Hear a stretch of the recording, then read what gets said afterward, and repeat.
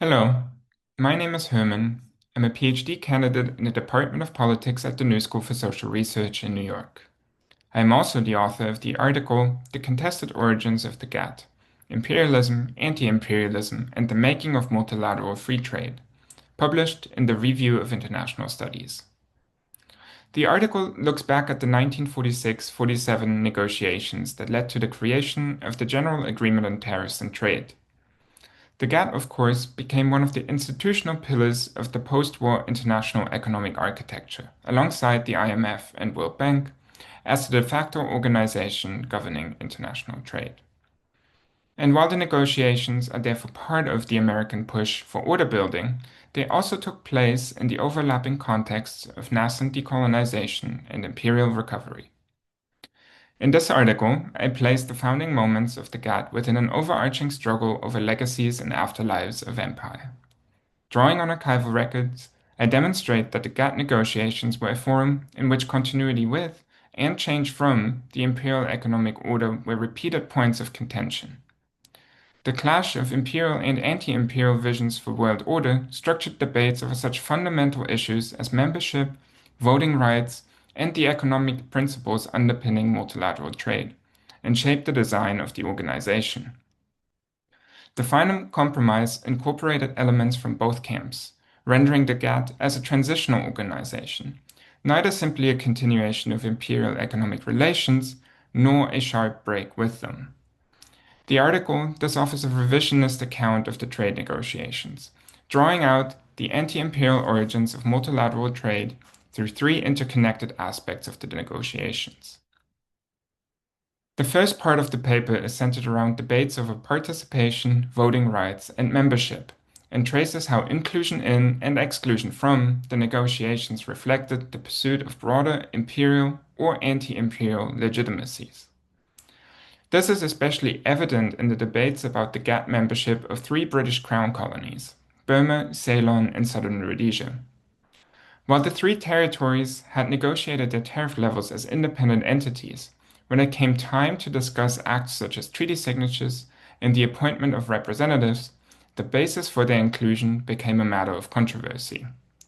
This was because some delegates sought to guard against imperial power politics and place greater emphasis on the sovereign equality of states, while others attempted to conserve imperial authority structures.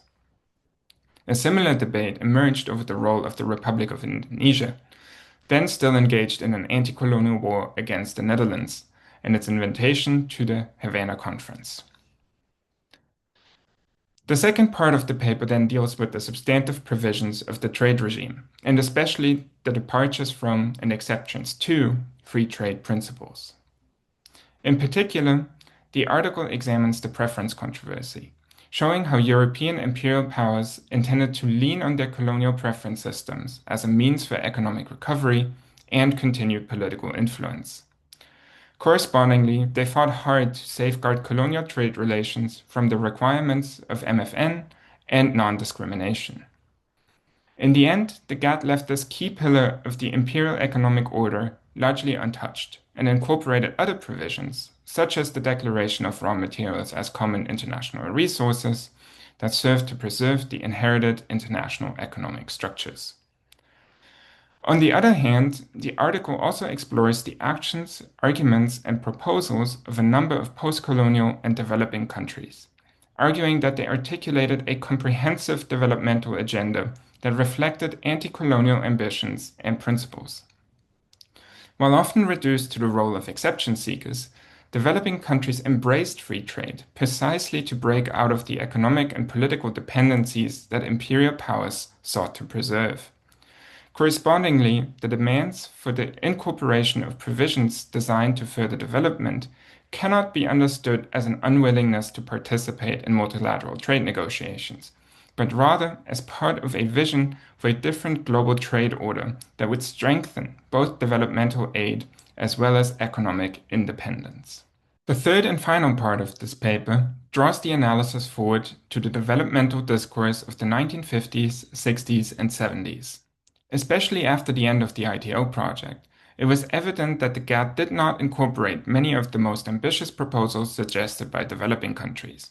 However, The strategies, priorities, and critiques developed in the context of the trade negotiations continue to shape developing country engagement for decades to come, and the same issues soon resurfaced, both in the context of the GATT and in alternative forums. Focusing especially on the proposals for a new international economic order, the paper shows how this later Third World activism revived and radicalized the developing country agenda first articulated in the post-war period. I hope you enjoyed this article, and thank you for reading.